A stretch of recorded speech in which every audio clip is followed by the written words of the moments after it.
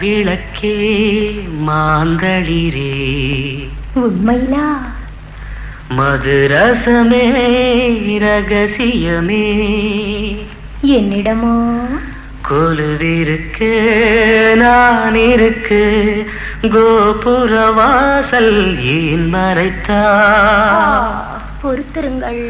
மணி விளக்கே மாந்தளிரே மதுரசமே ரகசியமே கொலுவிருக்கு நான் இருக்கு கோபுரவாசல் ஏன் மறைத்தாய்